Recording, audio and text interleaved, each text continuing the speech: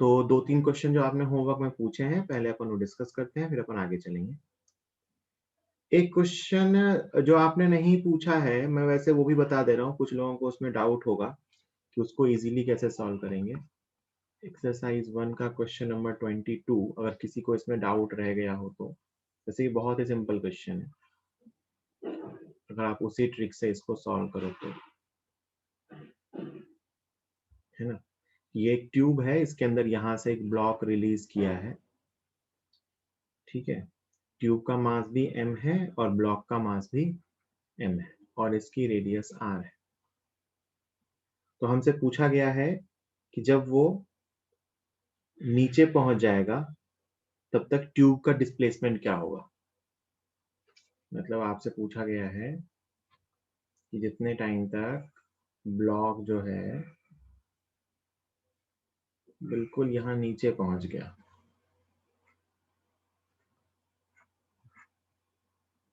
तो ट्यूब कितना पीछे चली, है ना? तो इसको बिल्कुल सिंपल वैसे ही सॉल्व किया जा सकता है कि हॉरिजॉन्टल में इस पे कोई फोर्स नहीं है, मतलब हॉरिजॉन्टल में सेंटर ऑफ मास जो है वो मूव नहीं करेगा।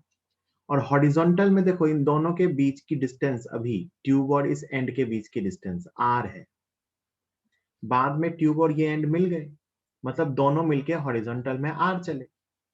तो आपसे पूछा है ट्यूब कितना चली, तो डिस्प्लेसमेंट ऑफ ट्यूब सामने वाले का mass upon total mass into horizontal में दोनों रिलेटिव में r चले into r। So the answer is r/2। सीधा हॉरिजॉन्टल में दोनों मिलके r चले, है ना, क्योंकि उन दोनों के बीच की जो सेपरेशन थी तरीके से वो r चेंज हुई है। तो ट्यूब लेफ्ट की तरफ r/2 गया होगा और ब्लॉक राइट की तरफ r/2 गया। ये 22nd क्वेश्चन था। 23rd क्वेश्चन में आपसे पूछा गया है, ऐसा क्वेश्चन मैंने कराया था वैसे।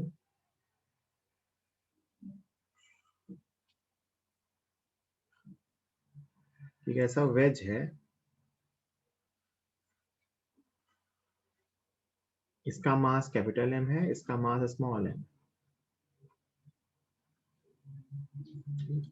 ये पार्ट सर्कुलर बोल रखा है उन्होंने और इसकी रेडियस r है। उन्होंने कहा एक सिस्टम को ऐसा रिलीज किया गया, तो find the velocity v of the cube as it leaves the block, initially the line joining is horizontal. तो इसने पूछा है कि जब ये इसको लीव करेगा तो इस क्यूब की वेलोसिटी क्या होगी। सिंपल मोमेंटम कंजर्वेशन और एनर्जी कंजर्वेशन यूज करना है। जब ये लीव करने वाला होगा तो इसकी वेलोसिटी v मान लीजिए और इस कैपिटल M की वेलोसिटी u मान लीजिए, ठीक है? सिस्टम पे हॉरिजॉन्टल में कोई फोर्स नहीं है, तो पहली बात तो सिस्टम का लीनियर मोमेंटम कंजर्व रहेगा। तो मैं लीनियर मोमेंटम कंजर्वेशन की इक्वेशन लिखूं तो m into U is equal to small m into V. This is first equation, u और v के बीच, this is momentum conservation. And second, system पे किसी भी नॉन कंजर्वेटिव फोर्स का वर्क नहीं है, इसीलिए मैकेनिकल एनर्जी भी कंजर्व रहेगी। तो ये जो वेज है ये तो कहीं वर्टिकल में मूव हुआ नहीं, लेकिन ये जो ब्लॉक है ये आर नीचे आ गया। देखो ध्यान से, ये पहले इस लेवल पे था, अब ये यहाँ नीचे आ गया। तो loss in potential energy that is mgr is equal to gain in kinetic energy, किसमें? दोनों में। So it is half small m v square plus half capital M u square. This is second equation. u की value यहाँ से यहाँ रख दीजिए, आपको v मिल जाएगा। नहीं, आपसे v ही, हाँ v पूछा है तो आपको v मिल जाएगा। u की वैल्यू उठा के रख दीजिए, प्लैंक की वेलोसिटी या वेज की वेलोसिटी, तो आपको ब्लॉक की वेलोसिटी मिल जाएगी। ठीक है, सिंपल सा क्वेश्चन था। मोमेंटम कंजर्वेशन और एनर्जी कंजर्वेशन यूज करना। एक्सरसाइज 2 में वो कॉम्प्रिहेंशन है जो मैंने कहा था, अच्छा क्वेश्चन है जो अपने को अटेम्प्ट करना था। अगर आपने अपना 100% दिया होगा तो मैं भी एक्सप्लेन करूंगा तो आपको समझ में आ जाएगा। सिंपल सा क्वेश्चन है, एक्सरसाइज 2 में कॉम्प्रिहेंशन है एक। इस कॉम्प्रिहेंशन में ज्यादा कुछ नहीं दिया गया है, कहा गया कि टू ब्लॉक सिस्टम है। जब आप ऐसा मान लो कि टू ब्लॉक प्रॉब्लम जो अपन ने पीछे सीखा है उसी का एक एक्सटेंडेड पार्ट है ये, ऐसे भी सोच सकते हैं। टू ब्लॉक प्रॉब्लम एक बार मैंने फ्रिक्शन में सिखाया था, फिर एक बार टू ब्लॉक प्रॉब्लम के अपन ने थोड़े बहुत क्वेश्चन वर्क बाय एनर्जी में भी किए थे, जहां अपन ने फ्रिक्शन का वर्क कैलकुलेट किया था। अब रही बात इस चैप्टर की, तो वहां रहा सा क्वेश्चन, अपन इस पे बस थोड़ा सा एनालिसिस अपन यहाँ करेंगे। दिस सरफेस इज स्मूथ, है ना। ये कहानी दी है, ऊपर वाला ब्लॉक 1 kg का है, नीचे वाला ब्लॉक 2 kg का है। ऊपर वाले को हमने अचानक से वेलोसिटी दे दी 15 मीटर पर सेकेंड। ठीक, सबसे पहले मुझे सब लोग ये बताओ कि इन दोनों ब्लॉक के बीच कौन सा फ्रिक्शन लगेगा। इन दोनों ब्लॉक के बीच कौन सा फ्रिक्शन लगेगा। ऊपर वाले को मैंने 15 मीटर पर सेकेंड की वेलोसिटी दे दी है, नीचे वाला भी रेस्ट पे। इस दोनों ब्लॉक के बीच कौन सा फ्रिक्शन लगेगा। नीचे वाला ब्लॉक रुका हुआ है, ऊपर वाले को मैंने 15 मीटर पर सेकेंड की वेलोसिटी दे दी है राइट साइड। जल्दी, कौन सा फ्रिक्शन लगेगा। गुड, जितने लोगों ने आंसर दिए सबके आंसर सही है। आंसर इज काइनेटिक फ्रिक्शन, क्योंकि नीचे वाला रुका हुआ है, ऊपर वाला उसके ऊपर स्लाइड करना स्टार्ट करेगा, है ना, तो उस पर काइनेटिक फ्रिक्शन लगेगा। बिल्कुल सही कह रहे हो। काइनेटिक फ्रिक्शन की वैल्यू भी मैं लिख सकता हूँ। Kinetic friction is a constant force, mu के इज एफ के is mu k into N. Mu अपने को नहीं दिया हुआ है, तो इसको लिख लेते हैं म्यू के इंटू नॉर्मल, उस वहां पे है 10 न्यूटन। ये अपन ने काइनेटिक फ्रिक्शन की वैल्यू लिख ली 10 म्यू के। ठीक है, चलिए अब आगे सोचते हैं होगा क्या। ऊपर वाले ब्लॉक की वेलोसिटी कम होगी, क्योंकि ऊपर वाला स्लाइड कर रहा है ना, तो इसकी वेलोसिटी आगे की तरफ 15 मीटर पर सेकेंड, तो इस पे काइनेटिक फ्रिक्शन पीछे लगेगा। और नीचे वाला ब्लॉक रुका हुआ था, तो उस पे काइनेटिक फ्रिक्शन आगे लगेगा। ऊपर वाले पे काइनेटिक फ्रिक्शन पीछे लगेगा, नीचे वाले पे काइनेटिक फ्रिक्शन आगे लगेगा। मतलब ऊपर वाले की स्पीड डिक्रीज होगी, नीचे वाले की स्पीड इंक्रीज होगी, क्योंकि फ्रिक्शन यही चाहता है। ऊपर वाले की स्पीड डिक्रीज होगी, नीचे वाले की स्पीड इंक्रीज होगी। मतलब इसका रिटार्डेशन होगा कुछ a1 और इसका एक्सेलरेशन होगा a2। अपन इनकी वैल्यूज निकाल सकते हैं। a1 की वैल्यू एफ के अपॉन 1 मतलब 10 म्यू के, a2 की वैल्यू फोर्स अपॉन मास मतलब 5 म्यू के। ये इनके एक्सेलरेशन आ गए। इसकी इनिशियल वेलोसिटी 0 थी, इसकी वेलोसिटी इनिशियली 15 थी, इसका रिटार्डेशन। मैं दोनों की वेलोसिटी लिख सकता हूँ किसी भी जनरल टाइम पे। किसी भी जनरल टाइम पे 1 की वेलोसिटी, ऊपर वाले को मैं 1 मान रहा हूँ, 1 kg का है, is equal to 15 u minus 80। This is velocity of block 1 at any general time t। 2 वाले ब्लॉक की v is equal to u plus 80। u तो 0 है, plus 5 mu k into t. ये दोनों ब्लॉक की वेलोसिटी है किसी भी टाइम पे। ठीक, फाइनली क्या होगा। फाइनली फाइनली क्या होगा, तो बेटा फाइनली ये दोनों सेम वेलोसिटी से जा रहे हैं।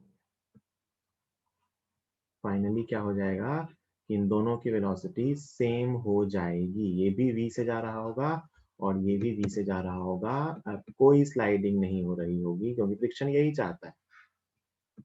No sliding no friction. कुछ टाइम के बाद ऐसा हो रहा होगा कि दोनों की वेलोसिटी सेम हो गई होगी। They will be moving with common velocity and there will be no friction. मतलब इनके बीच पहले काइनेटिक फ्रिक्शन लगेगा, वो ऊपर वाले की वेलोसिटी को कम करेगा, नीचे वाले की वेलोसिटी को बढ़ाएगा। एक ऐसा टाइम आएगा जब आप दोनों की वेलोसिटी सेम हो जाएगी, है ना। अपन ये कॉमन वेलोसिटी निकाल भी सकते हैं। चाहे कैसे निकाल सकते हैं, दोनों जगह v की इक्वेशन दे रखी है, दोनों को इक्वेट कर लेंगे, है ना। अगर मैं ये कॉमन वेलोसिटी निकालना चाहूँ तो एक मेथड तो ये है कि मैं दोनों की वेलोसिटी को इक्वेट कर दूं। तो आप क्या लिखोगे, v1 at t is equal to v2 at t। Finally ऐसा हुआ कि दोनों की वेलोसिटी सेम हो गई, तो दोनों की वेलोसिटी सेम कर दीजिए। 15 minus 10 mu k t, 15 minus 10 mu k t is equal to 5 mu k t. यहां से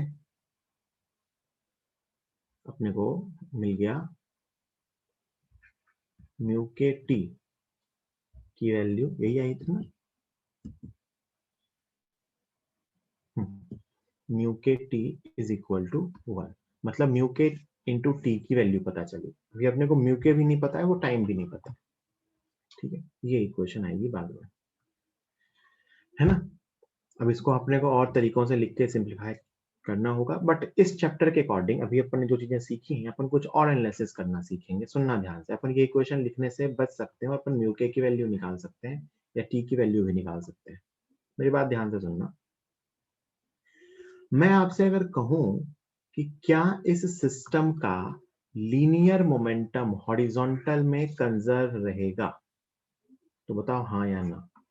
क्या इस दोनों के सिस्टम का लीनियर मोमेंटम हॉरिजॉन्टल में कंजर्व रहेगा? आंसर है हाँ। क्यों? क्योंकि हॉरिजॉन्टल में इस पे कोई एक्सटर्नल फोर्स नहीं है। आपको सिर्फ फ्रिक्शन है, friction is internal, friction is internal, जो भी फोर्स है वो इंटरनल है। एक्सटर्नली इस सिस्टम पे हॉरिजॉन्टल में कोई फोर्स नहीं है, तो हॉरिजॉन्टल इस सिस्टम का मोमेंटम कंजर्व रहेगा, है ना। तो मैं मोमेंटम कंजर्वेशन की इक्वेशन हॉरिजॉन्टल में लिख के सीधा ही v निकाल सकता हूँ। फाइनली दोनों की वेलोसिटी सेम हो जाएगी। मुझे ये पता है मैंने क्या क्या फैक्ट यूज किए, देखो कि फाइनली स्लिपिंग बंद हो जाएगी, दोनों की वेलोसिटी सेम हो जाएगी। मैंने ऐसे आपको लिख के बताया क्या क्या लिख सकते हैं, अभी काम आएंगे ये सब, है ना। ये मैंने जो क्वेश्चन में डेटा उपलब्ध था उसके हिसाब से चीजें लिख ली। अब मैं क्वेश्चन को सॉल्व करने के अप्रोच पे आऊंगा। सबसे पहला तो इस सिस्टम का मोमेंटम हॉरिजॉन्टल में कंजर्व रहेगा। इस क्वेश्चन के अकॉर्डिंग मैं ये सब बातें लिख सकता था, मैंने लिख ली। अब अगर मैं सीधा बेटा मोमेंटम कंजर्वेशन यूज करूं, तो पहले 1 kg वाले का मोमेंटम था, बाद में दोनों का मोमेंटम। तो अगर मैं सीधा मोमेंटम कंजर्वेशन का एक्सप्रेशन लिखूं, तो by the expression of momentum conservation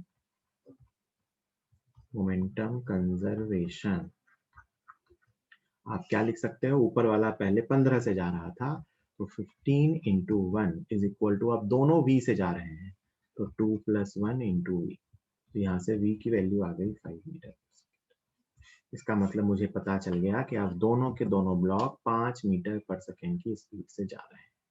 ये मैंने कैसे कैलकुलेट किया? मोमेंटम कंजर्वेशन में। बताओ एनर्जी कंजर्व रहेगी या नहीं, मैकेनिकल एनर्जी कंजर्व रहेगी या नहीं?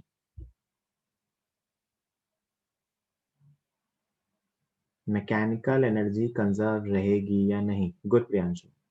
बाकी लोग भी नहीं रहेगी। क्यों? क्योंकि फ्रिक्शन है, क्योंकि फ्रिक्शन है, और वो भी कौन सा? Kinetic friction. काइनेटिक फ्रिक्शन का सिस्टम पे वर्क डन हमेशा नेगेटिव होता है। So mechanical energy of the system will not remain conserve. Mechanical energy decrease होगी। आप निकाल भी सकते हो, पहले की मैकेनिकल एनर्जी है हाफ 1 इंटू 15 स्क्वायर, बाद की होगी हाफ इंटू 3 इंटू 5 स्क्वायर। आप देखोगे मैकेनिकल एनर्जी कम हो गई। ये लॉस इन मैकेनिकल एनर्जी कहाँ जाएगी? हीट के फॉर्म। तो mechanical energy of system will decrease. हम एनर्जी कंजर्वेशन यूज नहीं कर सकते, क्योंकि इंटरनल काइनेटिक फ्रिक्शन लग रहा है, जो नॉन कंजर्वेटिव फोर्स। ठीक है। अब हमसे पूछा है कि अच्छा, फाइनली दोनों की स्पीड अपने को मिल चुकी है। अपने से पूछा है इनका कि मोमेंटम टाइम ग्राफ कौन सा सही है, which graph of momentum time is correct. तो अगर आप मोमेंटम टाइम ग्राफ की बात करें, तो बेटा अपने को वेलोसिटी का रिलेशन मिल चुका है। अब मैं अगर मोमेंटम टाइम ग्राफ निकालना चाहूं कि मोमेंटम टाइम ग्राफ कैसे मिलेगा, तो सोच के देखिए। Momentum of particle 1, momentum of particle 1 sorry block 1 का मोमेंटम, उसका मास पता है 1 kg, और उसकी वेलोसिटी का फंक्शन पता है 15 minus mu k into T. तो उसका मोमेंटम आ जाएगा 15 minus mu k into t. ये 1 के मोमेंटम का फंक्शन है, 2 का मोमेंटम, मास इंटू वेलोसिटी। तो वेलोसिटी का फंक्शन पता है, उसको मास से मल्टीप्लाई कर दीजिए, तो 5 म्यू के टी इंटू 2। तो ये आ गया बेटा 10 म्यू के टी। कितना आ गया? 10 म्यू के टी, उसमें भी 10 है, सॉरी। देखो आप यहां से भी देख सकते हो कि P1 प्लस P2 कितना आ रहा है? 15। कितना आ रहा है? 15, हमेशा कांस्टेंट। P1 प्लस P2 का सम हमेशा कांस्टेंट है। यहां से भी देख सकते हो, जो अपन ने कहा कि मोमेंटम कंजर्व रहेगा, मैथमेटिकली भी प्रूफ हो। अच्छा, ये इक्वेशन कब से कब तक लिख सकते हैं, है ना। तो एक पार्टिकुलर टाइम तक ही दोनों के मोमेंटम चेंज होंगे, उसके बाद दोनों के मोमेंटम चेंज नहीं होंगे। और दोनों के मोमेंटम कब तक चेंज होंगे? जब तक फ्रिक्शन लगता रहेगा। अब मुझे दोनों की बाद की वेलोसिटी भी मिल चुकी है, तो मैं ये भी निकाल सकता हूँ कि कौन से टाइम तक वेलोसिटी चेंज होगी। भाई इसकी फाइनल वेलोसिटी 5 है, इसकी फाइनल वेलोसिटी 5 है, तो अपन ये निकाल सकते हैं कि फाइनल वेलोसिटी कब तक आएगी, है ना। और अपन फाइनल मोमेंटम भी देख सकते हैं। तो अगर अपन बात करें कि ये वेलोसिटी कब आएगी, तो अपने पास देखो फंक्शन क्या है, v is equal to u plus a t वाला। तो आप क्या लिख सकते हो, 5 is equal to 5 mu k T.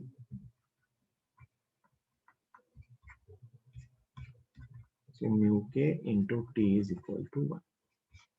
वापस यही रिलेशन जो अपन यहाँ काइनेमेटिक्स के क्वेश्चन से लिख के आए थे, अपन मोमेंटम से सीधा भी ला सकते। ठीक है, तो अगर आप ध्यान से देखो तो जो ब्लॉक 1 है उसका मोमेंटम डिक्रीज होगा, जो ब्लॉक 2 है उसका मोमेंटम इंक्रीज होगा। ये सबको दिख रहा है, टाइम के साथ 1 का मोमेंटम डिक्रीज होगा, 2 का मोमेंटम इंक्रीज होगा, और फाइनली दोनों की वेलोसिटी 5 है, तो 1 का final momentum, what is final momentum of 1?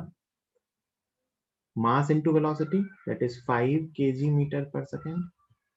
2 का final momentum, mass into velocity 10 kg metre per second. मतलब 1 का मोमेंटम लीनियरली डिक्रीज हुआ 15 से, और वो कहां तक पहुंच गया, 5 तक। तो अगर अपन 1 के ग्राफ की बात करें, मोमेंटम ऑफ 1 वर्सेस टाइम, तो इनिशियली कितना था, 15, 15 से कम हुआ और फाइनली क्या हो गया, 5 kg मीटर पर सेकेंड। कहां से स्टार्ट हुआ था ग्राफ, 15 से। ये 1 का मोमेंटम है। और 2 के मोमेंटम की बात की जाए तो 0 से स्टार्ट हुआ था और फाइनली हो गया 10। This is momentum of 2। Linear change हो रहा है क्योंकि टी के साथ linear variation. This is 10 kg metre per second. ये 2 का मोमेंटम, ये 1 का मोमेंटम। इन्होंने क्या किया, इन दोनों ग्राफ को सेम पॉइंट पे बना दिया। This is graph for P1, this is graph for P2। तो अगर मैं सेम ग्राफ पे बनाऊंगा, तो अगर मोमेंटम वर्सेस टाइम ग्राफ बनाया जाए, तो 1 का मोमेंटम 15 से डिक्रीज हुआ और फाइनली 5 हो गया। 2 का मोमेंटम यहां से इंक्रीज हुआ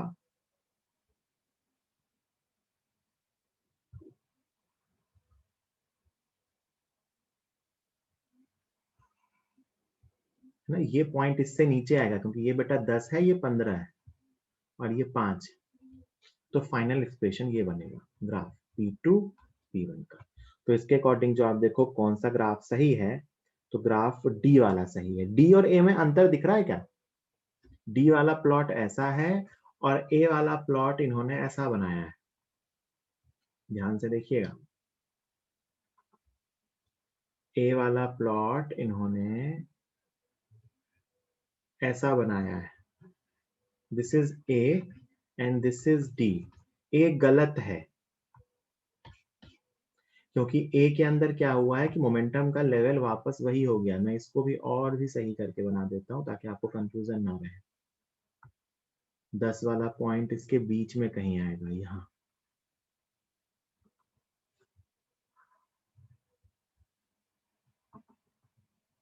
और ये 15 वाली लाइन है। 15 is the initial momentum of 1, this is P2। Finally P1 P2 दोनों में मोमेंटम होंगे। P2 का मोमेंटम फाइनली 10 होगा जो कि 15 से कम आएगा। 1 का मोमेंटम 5 है जो कि 10 और 15 दोनों से कम है। इस ग्राफ में क्या गलती है, इसमें दिखा रखा है कि 2 का मोमेंटम इंक्रीज होके 15 हो गया, इनिशियल मोमेंटम के बराबर। गलत है ये, इसीलिए डी पहले पार्ट का आंसर है। D is the correct answer. कोई दिक्कत किसी को इस पार्ट में? कोई दिक्कत किसी को इस पार्ट में? मैंने बहुत सारी चीजें एक्सप्लेन कर दी इस क्वेश्चन में, ठीक है। चलिए, फिर उसने एक टाइम पूछा है कि कि दोनों का मोमेंटम कब इक्वल हो जाएगा। एक बात उसने ये पूछी है कि कितने टाइम पे दोनों का मोमेंटम इक्वल हो जाएगा। और एक चीज और पूछी गई है, कोफिशिएंट ऑफ फ्रिक्शन अगर 0.4 है तो magnitude of initial slope of P1 और P2 क्या है। अगर अपने को कोफिशिएंट ऑफ फ्रिक्शन पता है म्यू के, है ना। तो अगर अपने को म्यू के पता है तो इस ग्राफ का स्लोप क्या होगा, तो भाई पी का फंक्शन क्या आया है, ये। तो जो स्ट्रेट लाइन की इक्वेशन होती है वो होती है y is equal to M X plus C. तो जो ग्राफ का स्लोप है दैट इज 10 इंटू म्यू के, क्या है 10 इंटू म्यू के। तो अगर मैं पूछूं कि अगर वन का मोमेंटम है 15 minus 10 mu k T, to का मोमेंटम है 10 म्यू के टी, तो दोनों के लिए जो स्लोप है ये y एक्सिस का वेरिएबल, ये x एक्सिस का वेरिएबल, तो जो स्लोप है ना, स्लोप का magnitude, magnitude of slope that is t का कोफिशिएंट मतलब 10 म्यू के, और 10 इंटू म्यू के की वैल्यू 0.4 है, तो स्लोप 4 है, दोनों के लिए स्लोप सेम है। तो इसका आंसर आ गया अपना C. This is fourth question. और जो फिफ्थ क्वेश्चन है, फिफ्थ क्वेश्चन में दोनों के मोमेंटम इक्वल कब हो जाएंगे, किस टाइम पे दोनों के मोमेंटम इक्वल हो जाएंगे, तो P1 इक्वल टू P2 कर दो। सो it is 15 minus 10 mu k t is equal to, ये म्यू टी है भाई, 10 mu T, so it is 20 mu t is equal to 15, so t is equal to 15 upon 20 mu, mu is 0.4, so is 15 upon 8, इसको आप solve करोगे ये 1.875 आएगा। ये कौन सा टाइम है, जब मोमेंटम इक्वल है, ये टाइम नहीं आया है, ये टाइम तो कौन सा है, जब वेलोसिटी इक्वल होगी। क्या इस टाइम पे मोमेंटम इक्वल है, नहीं, मोमेंटम इक्वल वाला टाइम ये है जो आपसे पूछा गया है। This is the time when momentum is equal, t equal to 1.875। आपसे पूछेंगे बताओ वेलोसिटी कब इक्वल हो जाएगी, एक एक्स्ट्रा क्वेश्चन पूछते हैं, find time when v1 equal to v2, भाई कब जाके स्लिपिंग बंद हो जाएगी, तो वेलोसिटी इक्वल कर दीजिए, यहां से आएगा। वेलोसिटी इक्वल होगी इस टाइम पे जब mu k into T equal to 1 हो जाए, मतलब t is equal to 1 upon mu k 1 upon 0.4, मतलब ये आ गया बेटा 2.5 सेकेंड। ये वो टाइम होगा जब वेलोसिटी इक्वल होगी, मतलब इस ग्राफ के अंदर ये पॉइंट आएगा 2.5 सेकेंड। ये वो टाइम है जब वेलोसिटी इक्वल है, ये वो टाइम है जब मोमेंटम इक्वल है। मोमेंटम मतलब जब मोमेंटम का ग्राफ कट कर रहा हो। दिस इज वेलोसिटी इक्वल हो गई इस टाइम पे, और इस टाइम पे मोमेंटम इक्वल हो गया, है ना। मैंने बहुत डिटेल में आपको हर एस्पेक्ट समझा दिया इस क्वेश्चन का। कोई डाउट हो किसी को तो पूछ लो, किसी को कोई डाउट है तो पूछ लो जल्दी। वैसे सॉल्यूशन में भी यही सब किया हुआ अगर आपने देखा होता तो। आगे चलें,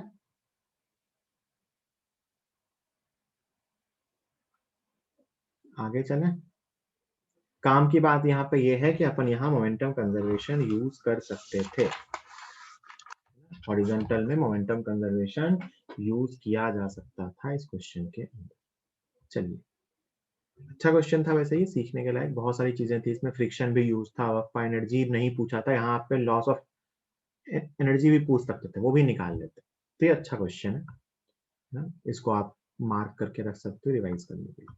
चलिए, कल अपन इंपल्सिव फोर्सेस के बारे में सीख रहे थे, उसी को आगे लेके चलेंगे कि अपन ने ऑलमोस्ट सब कुछ सीख लिया था, कौन से फोर्स इंपल्सिव होते हैं, कौन से फोर्स नॉन इंपल्सिव होते हैं। फिर अपन ने ये भी सीख लिया था कि कोलिजन के फोर्सेस हमेशा इंपल्सिव होते हैं, और अगर एक सिस्टम पे एक्सटर्नल इंपल्सिव फोर्स है, ध्यान से सुनना है इस बात को, अगर एक सिस्टम पे एक्सटर्नल इंपल्सिव फोर्स है तो हम उस सिस्टम पे उस डायरेक्शन में मोमेंटम कंजर्वेशन नहीं लगा सकते। हाँ, इंपल्सिव फोर्स इंटरनल है तो कोई दिक्कत नहीं। तो यहीं से एक चीज दिमाग में भी लेके आएंगे कि कभी इंपल्सिव फोर्स की प्रेजेंस में मोमेंटम कंजर्व करवाने की बात आए तो क्या क्या सोच सकते हैं।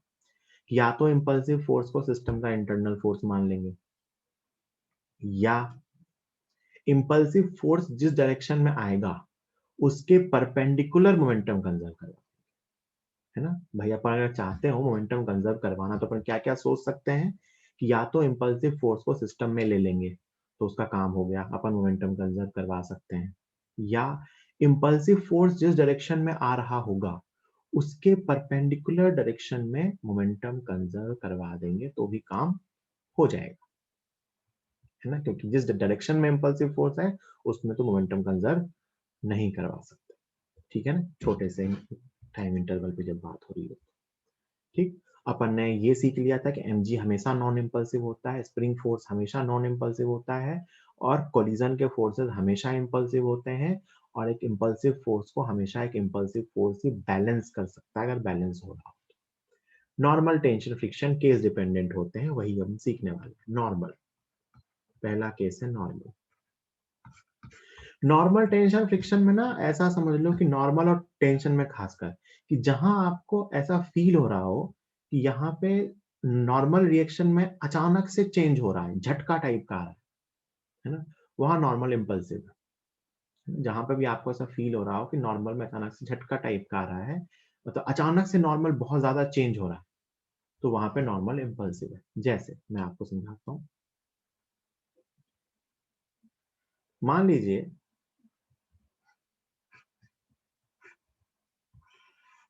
ये दो ब्लॉक्स हैं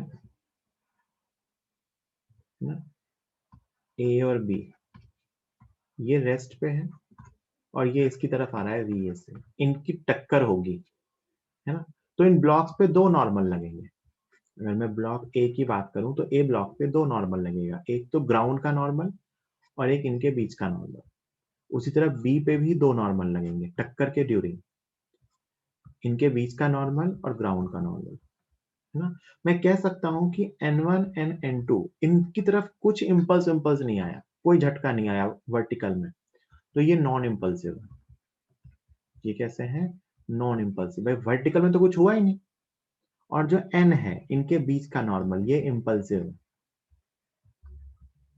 क्यों, क्योंकि ये कोलिजन का फोर्स। ये बात समझ में आती है कि जो वर्टिकल वाला नॉर्मल है वो नॉन इम्पल्सिव है, हॉरिजॉन्टल वाला नॉर्मल इम्पल्सिव है, क्योंकि वर्टिकल वाले नॉर्मल में कोई चेंज ही नहीं हुआ, वो हमेशा नॉर्मल इक्वल टू mg था, कोई सडन चेंज नहीं हुआ, उधर की तरफ कोई अचानक से टक्कर या कुछ नहीं हुई, तो वो नॉर्मल नॉन इम्पल्सिव है और ये नॉर्मल इम्पल्सिव है। जैसे कुछ एग्जांपल्स के थ्रू ही समझेंगे।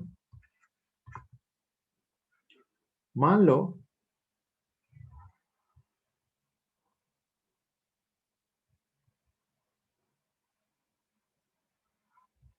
एक ऐसा स्फेयर रखा हो, इसके ऊपर यहां से एक स्फेयर ड्रॉप किया जाए, ऐसे आके ये इसको टक्कर मार दे, है ना। अब नॉर्मल कहाँ कहाँ लगेगा, एक तो ए और बी के बीच और एक तो बी और ग्राउंड के बीच। तो अगर मैं ए का डायग्राम बनाऊं तो ए पे ऊपर की तरफ नॉर्मल आएगा, अगर मैं बी का डायग्राम बनाऊं तो बी पे नीचे की तरफ नॉर्मल आएगा, और इधर की तरफ इस पे ग्राउंड का भी नॉर्मल आएगा। इसको मैं N1 मान लेता हूँ, इसको मैं NG मान लेता हूँ। मानते हो सब लोग। यहाँ पे N1 इम्पल्सिव है, N1 इज इम्पल्सिव। क्यों, क्योंकि this is the force of collision, और N2 सॉरी NG भी इम्पल्सिव है,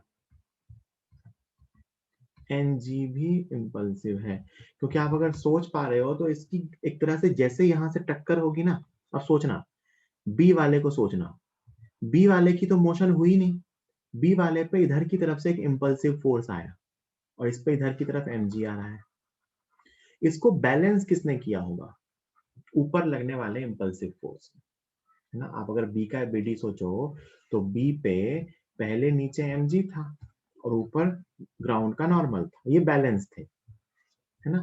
अचानक से क्या हुआ, बी के ऊपर किसी ने आके इधर से धक्का मारा और बहुत ज्यादा फोर्स है, N1 इम्पल्सिव नॉर्मल है, mg चेंज हो सकता है क्या, नहीं, लेकिन ये तो बैलेंस्ड है, तो इसको किसने बैलेंस किया होगा, यहां से अचानक से ये यहां से झटका आते ही सोचो यहां से भी झटका आ गया होगा, ठीक है।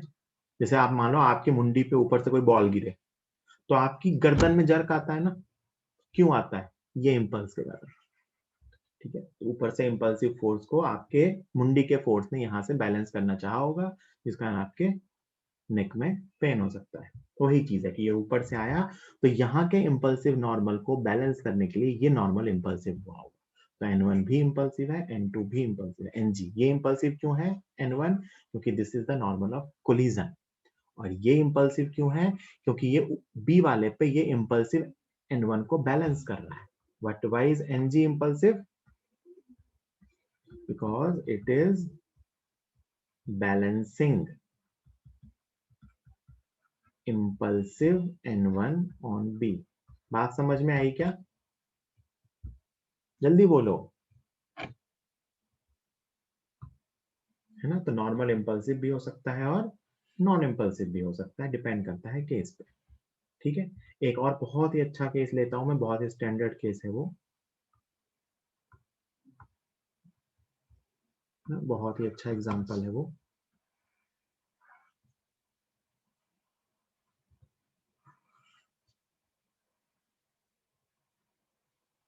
ये दो स्फीयर ऐसे हैं, ए और बी, ये भी इधर जा रहा है, ये भी इधर जा रहा है ना? तो इनकी टक्कर होगी, टक्कर होगी तो इनके बीच भी नॉर्मल लगेगा और जमीन से भी लगेगा नॉर्मल। जब इनकी टक्कर होगी तो ड्यूरिंग द कोलिजन चित्र कुछ ऐसा बनेगा, है ना? ड्यूरिंग द कोलिजन डायग्राम कुछ ऐसा बनेगा, और उस टाइम जो नॉर्मल आएगा, हम नॉर्मल के बारे में जानते हैं बेटा, नॉर्मल दोनों कॉन्टेक्ट के परपेंडिकुलर आता है, तो नॉर्मल इसके अलोंग आएगा। दिस इज द लाइन, इसको कई बार लाइन ऑफ इम्पैक्ट भी कह देते हैं, बताऊंगा ये। नॉर्मल रिएक्शन इसी लाइन पे आएगा, कॉन्टेक्ट पे, दोनों के परपेंडिकुलर। अब अगर मैं इन दोनों का एफबीडी बनाऊं, ध्यान से देखिएगा, ए वाले का एफबीडी, तो ए वाले पे mg नीचे आएगा, ग्राउंड का नॉर्मल ऊपर आएगा, और इधर की तरफ एक नॉर्मल आएगा, ये इनके बीच का है। और बी वाले पे mg नीचे, ग्राउंड का नॉर्मल, और इधर की तरफ इनके बीच का नॉर्मल ना, ये ए और बी के एफबीडी। ये जो नॉर्मल है दोनों के बीच के normal, this is impulsive, this is impulsive. क्यों? क्योंकि कोलिजन का फोर्स है ना? N A, this is non impulsive, and N B, this is impulsive. B का नॉर्मल इम्पल्सिव है, ए का नॉर्मल नॉन इम्पल्सिव है, जमीन से आने वाला। समझ आया क्यों है ऐसा? ए और जमीन के बीच लगने वाला नॉर्मल नॉन इम्पल्सिव है, बी और जमीन के बीच लगने वाला नॉर्मल इम्पल्सिव है। दोनों के बीच का नॉर्मल तो इम्पल्सिव है क्योंकि वो कोलिजन का फोर्स है, ये तो मुझे पता है, forces of collision are always impulsive. टक्कर के जो फोर्स होते हैं हमेशा इम्पल्सिव होते हैं। तो एन, जो कैपिटल एन लिखा है मैंने, वो तो इम्पल्सिव है। लेकिन एन ए, जो ए वाले पे ग्राउंड लगा रहा है, और एन बी, जो बी वाले पे ग्राउंड लगा रहा है, तो ए वाले पे जो फोर्स है वो नॉन इम्पल्सिव है नॉर्मल, और बी वाले पे फोर्स इम्पल्सिव। ये अपने आप में एक बहुत अच्छा सवाल एग्जाम में आ सकता है, मेंस में तो आ ही सकता है।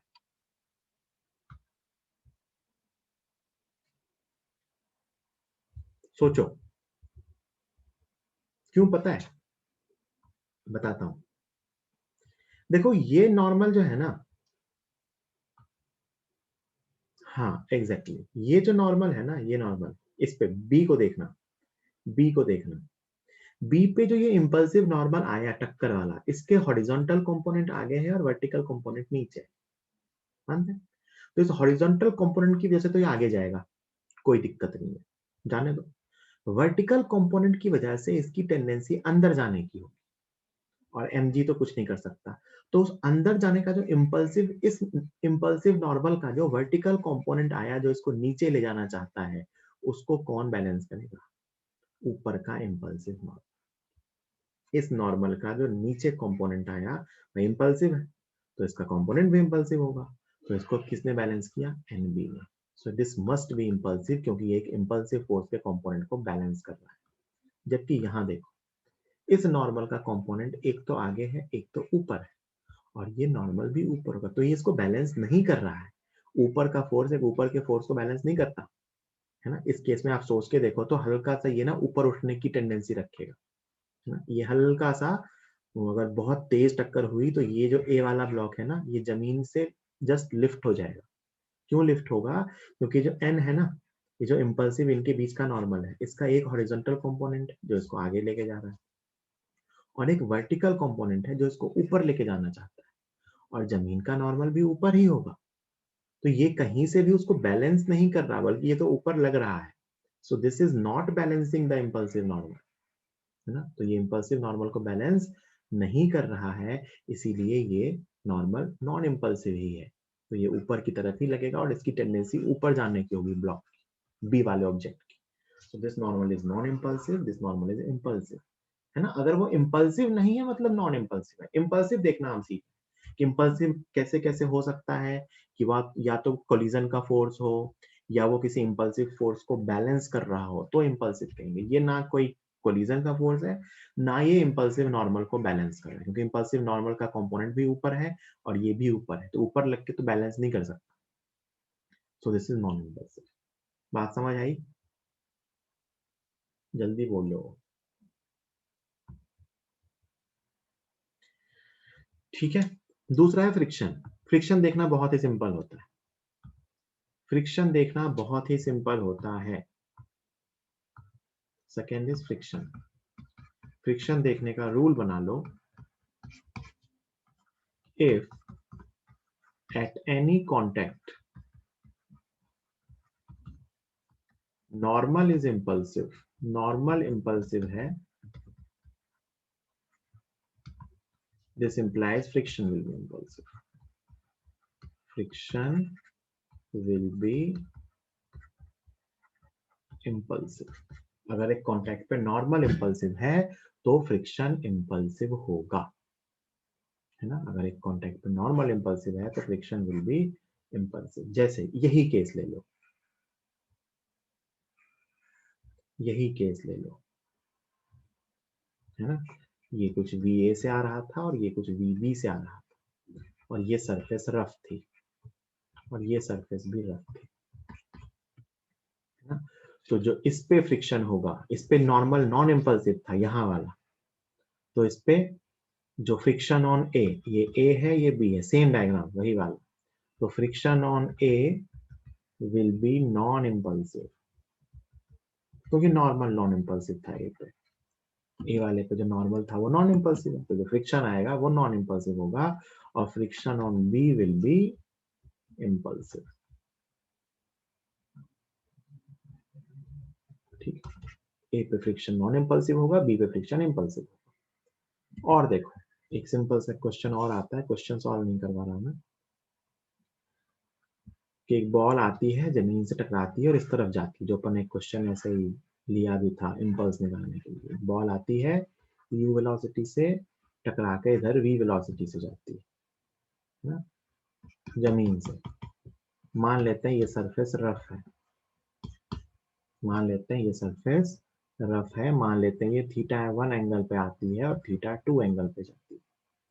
यहाँ पे जब ये टक्कर हो रही होगी तो इस बॉल पे दो फोर्स लगेंगे ड्यूरिंग कोलिजन। mg की तो बात ही नहीं करेंगे, कोई मतलब नहीं है। दो फोर्सेस हैं, नॉर्मल और फ्रिक्शन।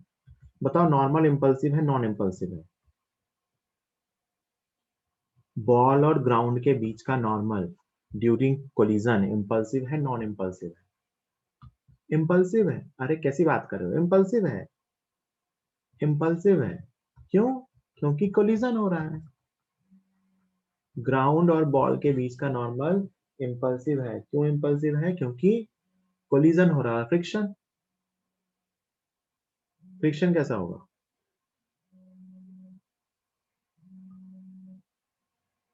फ्रिक्शन भी इम्पल्सिव होगा, क्योंकि नॉर्मल इम्पल्सिव है तो फ्रिक्शन भी इम्पल्सिव होगा।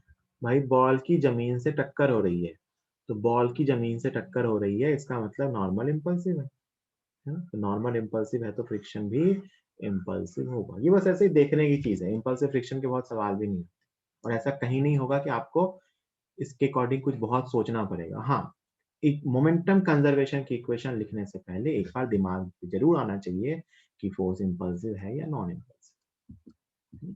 तो ये नॉर्मल हो गया और फ्रिक्शन हो गया, और तीसरा फोर्स आता है टेंशन। तीसरा फोर्स है टेंशन। टेंशन भी इम्पल्सिव भी हो सकता है, नॉन इम्पल्सिव भी हो सकता है। जैसे मान लो बेटा मैं यहां से एक ब्लॉक लगा दो और इस ब्लॉक पे मैं सिर्फ 3 पत्थर मार रहा हूँ, है ना। ब्लॉक की जगह गोलाई बना देते हैं, अच्छा दिखेगा।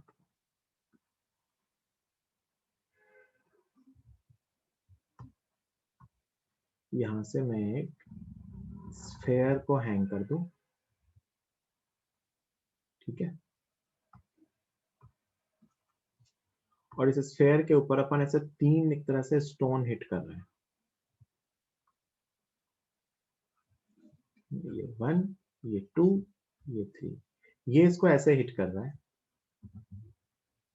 ये इसको ऐसे हिट कर रहा है बिल्कुल हॉरिजॉन्टली, और ये इसको इस तरीके से हिट कर रहा है ना। 1 ऐसे हिट कर रहा है, 2 ऐसे हिट कर रहा है, और 3, और इसका नाम कुछ ए है। तो 1 विल हिट, मतलब 3 केसेस हैं, और इसमें स्ट्रिंग में यहाँ ऊपर टेंशन आएगी, है ना। तो फॉर कोलिजन बिटवीन 1 एंड ए, 1 और ए के बीच जो टक्कर होगी, किसके बीच, 1 और ए के बीच में,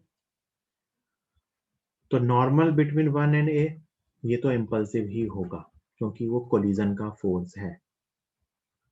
normal between 1 and A will be impulsive. Tension कैसी होगी, टेंशन स्ट्रिंग वाली, फील करके बताओ कि 1 और ए के बीच की टक्कर में टेंशन कैसी होगी।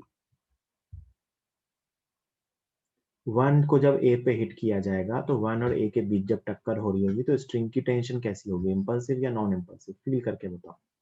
ऐसा फील हो जाएगा तुम्हें, इम्पल्सिव होगी क्योंकि झटका आ रहा है। झटका आ रहा है, या सोच के देखो कि अचानक से एक इम्पल्सिव फोर्स नीचे आएगा, उसको बैलेंस करने के लिए इम्पल्सिव फोर्स ऊपर आएगा, tension will be impulsive. Feel भी होता है और ऐसे आप सोच भी सकते हो लॉजिकली कि इस पे इधर इसका नॉर्मल इधर नीचे के कंपोनेंट देगा तो उस इम्पल्सिव नॉर्मल को बैलेंस करेंगे। Similarly for collision between 2 and A, 2 और ए के बीच जो टक्कर होगी, तो 2 और ए के बीच का नॉर्मल तो इम्पल्सिव होगा क्योंकि कोलिजन का फोर्स है, कुछ सोचना ही नहीं है। लेकिन टेंशन, टेंशन कैसी होगी, टेंशन वर्टिकल में है और ये नॉर्मल हॉरिजॉन्टल में, कोई मतलब है क्या भाई। टेंशन कहाँ है, वर्टिकल में इस इंस्टेंट पे, और इम्पल्सिव नॉर्मल कहाँ है, हॉरिजॉन्टल में। तो ये टेंशन कैसी होगी इसमें, नॉन इम्पल्सिव। कैसी होगी, नॉन इम्पल्सिव। याद करो अपन ने इस केस में मोमेंटम कंजर्वेशन लगाया था, वो जो बैलिस्टिक पेंडुलम वाला केस था ना, याद करो इस केस में अपन ने मोमेंटम कंजर्वेशन लगा लिया था, इस केस में नहीं लगा सकते, है ना। और फॉर कोलिजन बिटवीन 3 एंड ए, 3 और ए के बीच की टक्कर के लिए नॉर्मल बिटवीन 3 एंड ए तो इम्पल्सिव ही होगा।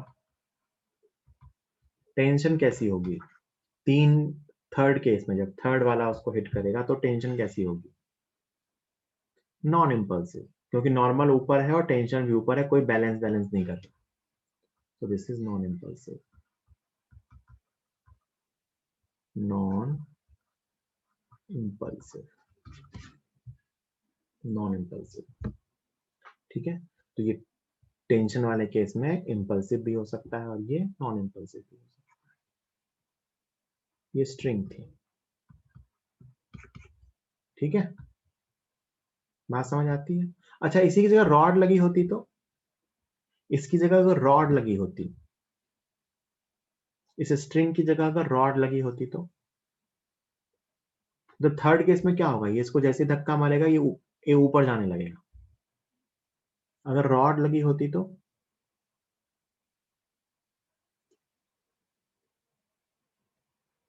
इसकी जगह अगर रॉड लगी होती तो, स्ट्रिंग की जगह, तो ये फोर्सेस इंपल्सिव आते हैं, रॉड के फोर्स, कहीं वो टेंशन होता, कहीं वो नॉर्मल होता, बट वो इंपल्सिव आता है ना।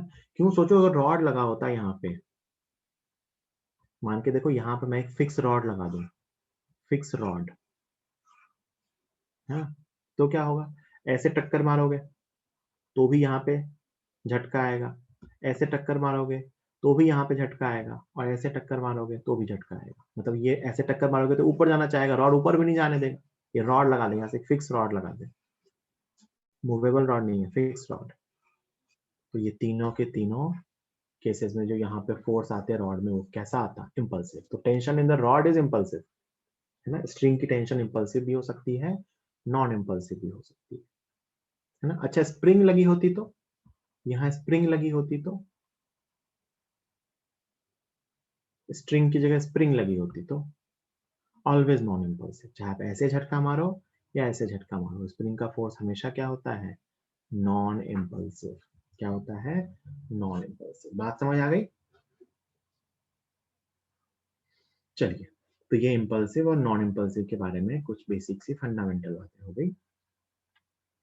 ठीक है, अब अपन एक दो क्वेश्चन करेंगे जिसमें अपन ऐसे केसेस में इम्पल्स कैलकुलेट करेंगे। देखना, एक ही क्वेश्चन करवाऊंगा मैं, वही काफी हो जाता है वैसे, तो एक और कर लेंगे, टाइम बच गया। एक ब्लॉक है, एक दूसरा ब्लॉक है, इनको एक रस्सी से बांध रखा है। इसका मास m है, इसका मास 2m है ना। ये रेस्ट पे थे। एक बुलेट आती है इधर पैरेलल में, बुलेट का मास m है, ये बुलेट आती है u स्पीड से, बुलेट आती है u स्पीड से और m को हिट कर देती है। इसके नाम भी दे लो, ए बी सी करके। इसका नाम ए दे लेते हैं, इसका नाम बी दे लेते हैं, बुलेट का नाम सी दे लेते हैं। तो बुलेट आई और बुलेट ब्लॉक ए को हिट करती है और ए में एम्बेड हो जाती है। स्मूथ सरफेस पर रखे हुए हैं। Bullet gets embedded in block A. Bullet जो है वो ब्लॉक ए में एम्बेड हो जाती है ना, यू स्पीड से आती है और ब्लॉक ए में एम्बेड हो जाती है। अच्छा, आपको ये तो समझ में आया ना कि वर्टिकल में जो भी फोर्स है उसका कोई काम नहीं है ना, जो भी फोर्स है वो कहाँ आ रहे हैं? हॉरिजॉन्टल में। ठीक है, तो मैं आपसे कुछ क्वेश्चन पूछ रहा हूँ, उसके आपको आंसर देना है। पहले तो थ्योरेटिकल क्वेश्चन। पहला, normal between C and A, C और ए के बीच का नॉर्मल इम्पल्सिव है या नॉन इम्पल्सिव है? इम्पल्सिव और नॉन इम्पल्सिव, जल्दी बताइए सब लोग। इज लिख देता हूँ, is normal between C and A impulsive और नॉन इम्पल्सिव? सब लोग फटाफट, सब लोगों का आंसर आना चाहिए कि ए और सी के बीच जो बुलेट जब उसकी टक्कर होगी तो नॉर्मल लगेगा, तो उनके बीच का नॉर्मल इम्पल्सिव है या नॉन इम्पल्सिव? इम्पल्सिव। इम्पल्सिव है। जो भी आपका आंसर गलत आया, क्यों इम्पल्सिव है? सीधा आई लिख सकते थे। इम्पल्सिव है क्योंकि कोलिजन का फोर्स, इम्पल्सिव है क्योंकि फोर्स ऑफ कोलिजन, ऑब्वियस सी बात। ठीक है, दूसरा क्वेश्चन।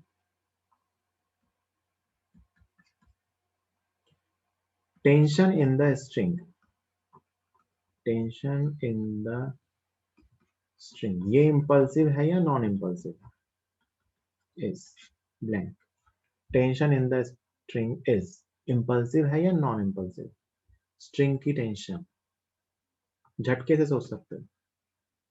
स्ट्रिंग की tension, tension in the string impulsive है। क्या है?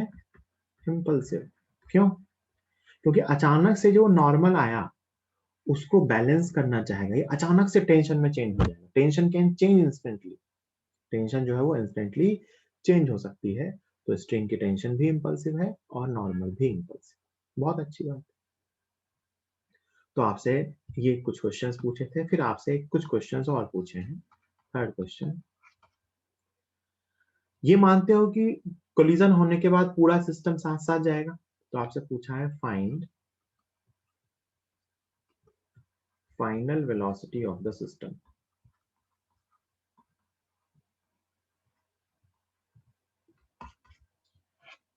मुझे ये बताओ, क्या मैं इस पूरे सिस्टम पे मोमेंटम कंजर्वेशन लिख सकता हूं? अच्छा, मैं जो जो पूछ रहा हूँ वो बताना सब लोग, सुनना ध्यान से। क्या मैं ए सी पे मोमेंट, ए और सी पे ध्यान से सुनना, बहुत ध्यान से, अगर मैं ए सी को सिस्टम मानूं, सिर्फ ए और सी को, सिर्फ ए और सी को, क्या मैं ए और सी पे मोमेंटम कंजर्वेशन लिख सकता हूं? ए एंड सी, क्या मैं ए और सी के सिस्टम पे मोमेंटम कंजर्वेशन लिख सकता हूं हॉरिजॉन्टल में? ध्यान से, ए और सी पे, क्या ए और सी पे मोमेंटम कंजर्वेशन लिखा जा सकता है? अबे सोच समझ के, टेंशन आ रही है ए पे, इम्पल्सिव है वो, ए और सी के सिस्टम पे इम्पल्सिव टेंशन है, नहीं लिख सकते। क्या ए और सी के सिस्टम पे मोमेंटम कंजर्वेशन लिखा जा सकता है? आंसर है नहीं। क्या इस सिस्टम पे मोमेंटम कंजर्वेशन लिखा जा सकता है? आंसर है नहीं। क्यों? क्योंकि इस ए पे इम्पल्सिव टेंशन आ गई। नॉर्मल तो है, वो इंटरनल है, ए और सी के बीच की नॉर्मल इंटरनल है, लेकिन अगर मैं सिस्टम में ए और सी मान रहा हूं तो टेंशन एक्सटर्नल है और इट इज इम्पल्सिव टेंशन। तो ए और सी के सिस्टम पे मोमेंटम कंजर्वेशन नहीं लिख सकते। बात समझ आई? बोलो भाई, ये बात सबको समझ में आई कि ए और सी के सिस्टम पे मोमेंटम कंजर्वेशन नहीं लिखा जा सकता? यही सीखना है। ए और सी के सिस्टम पे मोमेंटम कंजर्वेशन नहीं लिखा जा सकता। क्यों नहीं लिखा जा सकता? क्योंकि इम्पल्सिव टेंशन आ रही है हॉरिजॉन्टल में इधर की तरफ। अब मुझे ये बताओ, क्या ए बी सी तीनों को सिस्टम मान लें? क्या ए बी सी पूरे सिस्टम पे मोमेंटम कंजर्वेशन लिखा जा सकता है? यस,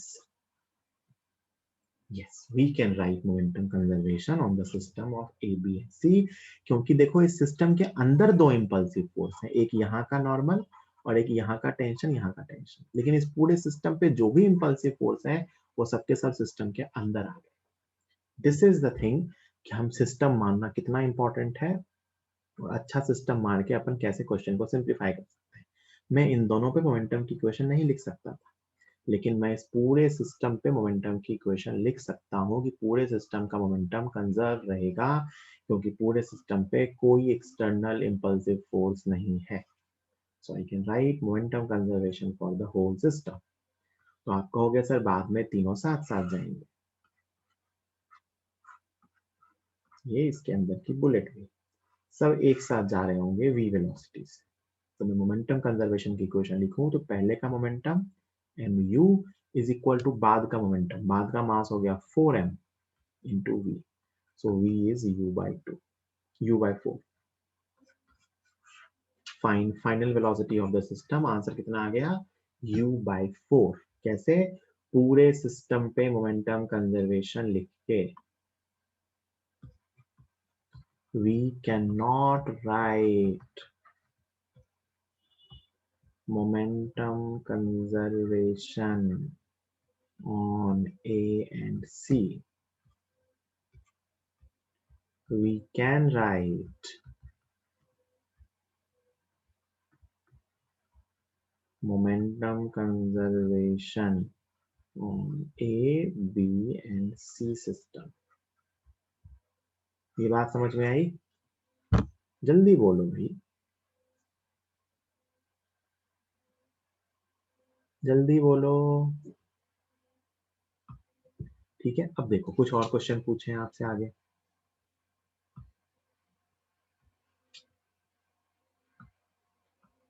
देखो, दो इम्पल्सिव फोर्स हैं टी और एन, तो दोनों के इम्पल्स पूछ लिए आपसे। Fourth question, find impulse of tension on B. क्या पूछा है? बी पे टेंशन का impulse, find impulse of tension on B. बताओ कैसे बताएंगे? और डायरेक्शन मान लेना, इस तरफ पॉजिटिव इस तरफ negative. Find impulse of tension on B, बताओ जरा answer. Find impulse of tension on B, B पे टेंशन का इम्पल्स क्या है?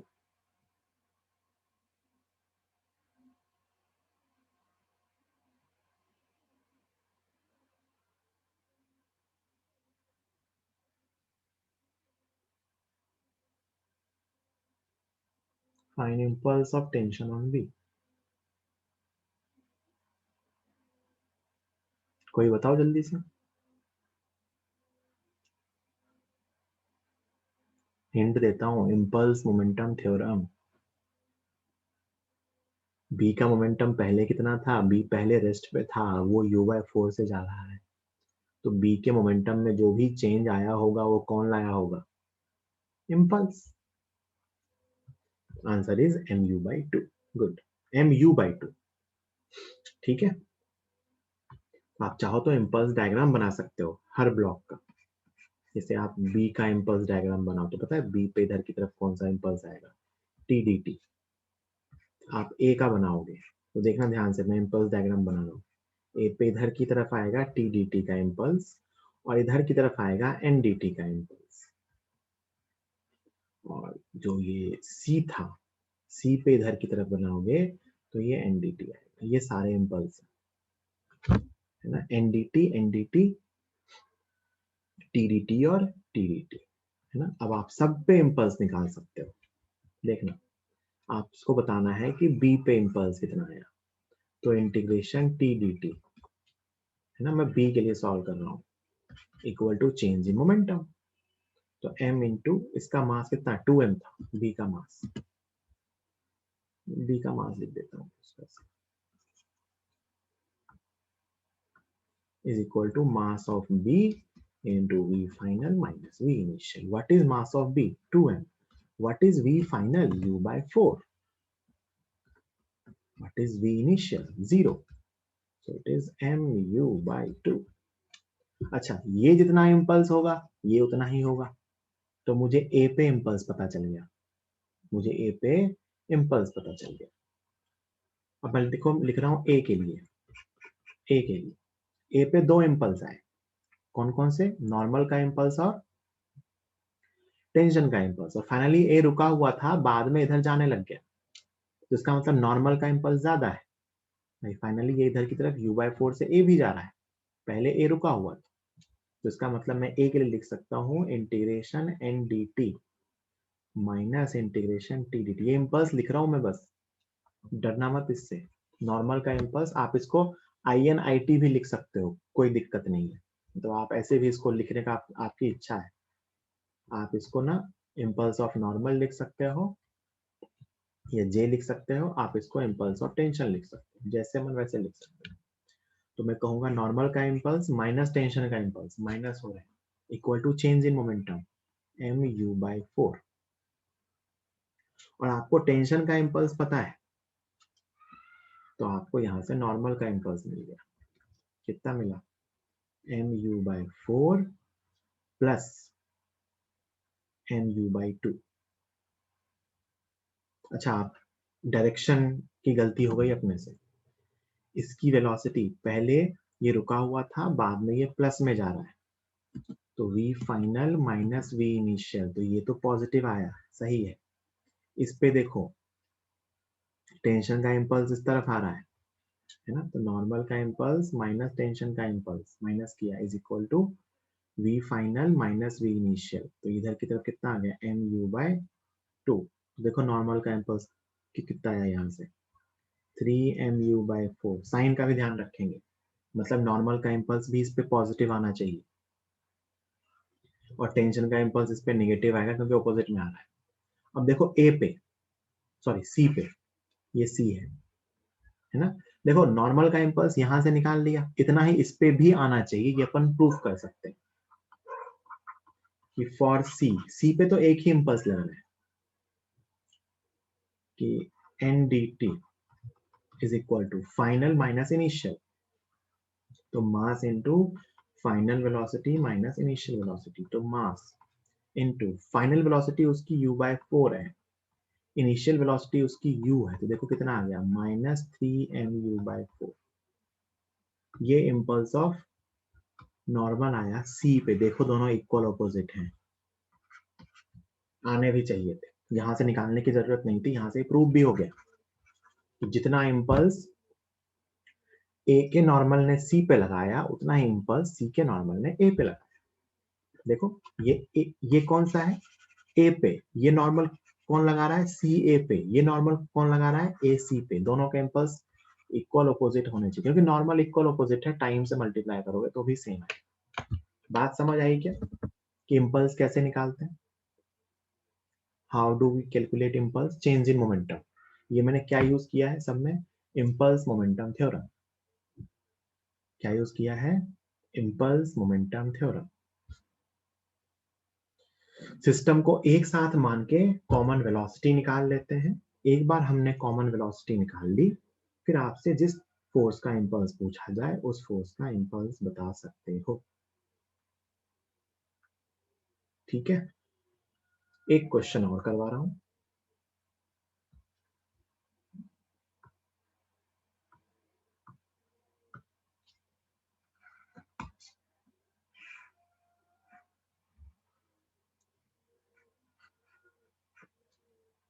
ये ना स्ट्रिंग जो थी ढीली थी, ये स्ट्रिंग है, ये ढीली थी, स्लैग स्ट्रिंग।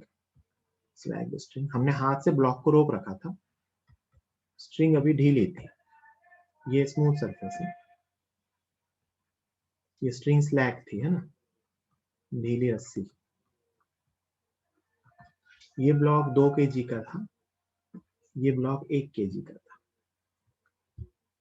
स्ट्रिंग ढीली थी। आपसे कहा गया है नाउ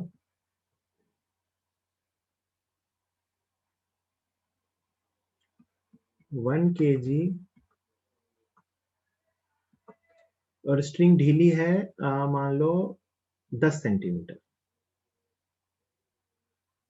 10 सेंटीमीटर ठीक है, 0.2 metre, 0.2 metre slack string by, मतलब ये 0.2 मीटर ढीली है, मतलब 0.2 मीटर चलने के बाद टाइट हो जाएगी। Now the 1 kg block is released, 1 kg block को रिलीज किया गया। Find impulse of tension on both blocks just after string becomes tight.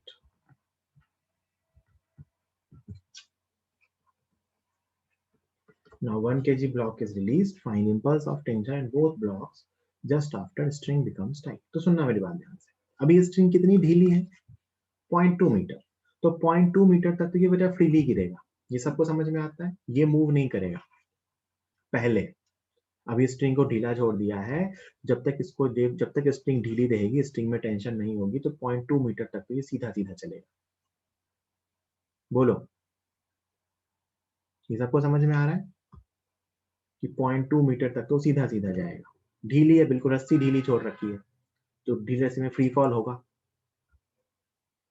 और फ्री फॉल होने का उसकी स्पीड क्या आ चुकी होगी, v is equal to under root 2gh। तो जब जस्ट फ्री फॉल खत्म होगा तो उसकी स्पीड होगी 2 into 10 into 0.2, so it is 2 metre.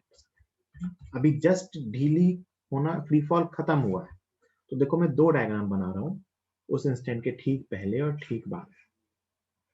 अभी ये ब्लॉक रुका हुआ है, कितने का है, 2 kg का। अभी ये ब्लॉक रुका हुआ है और जस्ट फ्री फॉल खत्म हुआ है, और इसकी वेलोसिटी है 2 मीटर पर सेकेंड, है ना। अभी स्ट्रिंग टाइट हुई नहीं है, अब होगी टाइट, एक झटका आएगा उसके बाद टाइट होगी, और अब स्ट्रिंग टाइट हो गई, तो अब ये भी किसी v से जा रहा होगा, ये भी किसी v से जा रहा होगा, कुछ v होगा हमें नहीं पता। जस्ट बिफोर इम्पैक्ट है ये, और ये जस्ट आफ्टर इम्पैक्ट। इम्पैक्ट क्या है, स्ट्रिंग में झटका आना। इम्पैक्ट क्या है, स्ट्रिंग में झटका आना जब स्ट्रिंग टाइट हो रही है, तो उसके ठीक पहले ये 2 मीटर पर सेकेंड से जा रही थी, और उसके ठीक बाद ये भी चल रहा होगा और ये भी चल रहा होगा सेम स्पीड से। ये बात सब लोग मानते हैं क्या?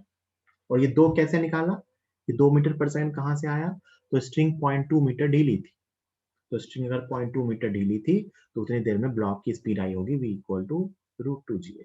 यहां तक कोई दिक्कत किसी को? जल्दी बताओ कि वो ब्लॉक 0.2 मीटर पर सेकेंड से जा रहा था, अभी अचानक से झटका आएगा और झटका आते ही अब दोनों ब्लॉक चलने लगेंगे। इम्पैक्ट वही है जो इम्पैक्ट आ रहा है कि अचानक से झटका आने वाला है। बात समझ में आ रही? क्या हो रहा है, आपने ऐसे रख के रिलीज किया है तो एक इंस्टेंट तक सोच के देखो कि ठीक दूसरे वाले ब्लॉक के चलने से पहले और बाद की कहानी, ऊपर वाले ब्लॉक पे झटका आने के ठीक पहले और बाद की कहानी है। ये मैकेनिकली सबको समझ में आ रहा है क्या दो डायग्राम क्या लिखे हुए हैं? जल्दी।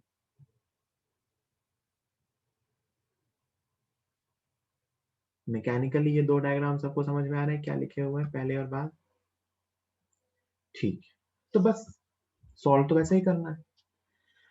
सबसे पहले तो आप सोच के देखिए कि मैं सिस्टम पे मोमेंटम कंजर्वेशन लिख सकता हूँ। सिस्टम पे मैं इस सिस्टम पे स्ट्रिंग के अलोंग मोमेंटम कंजर्वेशन लिखूंगा। Along the string, horizontal vertical नहीं कहेंगे, अलोंग द स्ट्रिंग, है ना?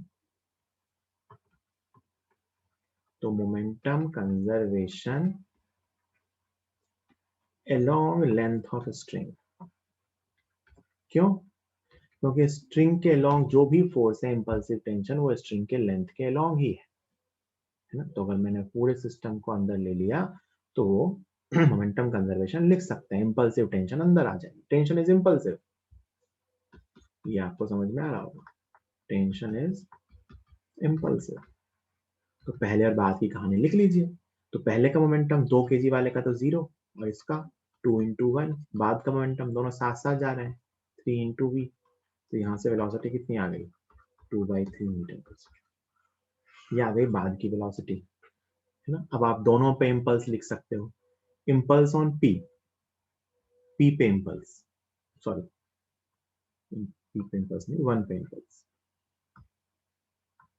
1 kg वाले ब्लॉक पे इम्पल्स। तो 1 kg ब्लॉक की वेलोसिटी क्या थी? 2, और 2 से हो गई 2/3 मान लेते हैं। नीचे पॉजिटिव है, ऊपर नेगेटिव है ना? तो इम्पल्स ऑन 1 kg ब्लॉक वाले ब्लॉक पे, तो mass into final velocity minus initial, कितना आ रहा है? -4/3 kg मीटर पर सेकेंड, मतलब ऊपर की तरफ। तो सोचो 1 वाले पे टेंशन कहाँ आएगी?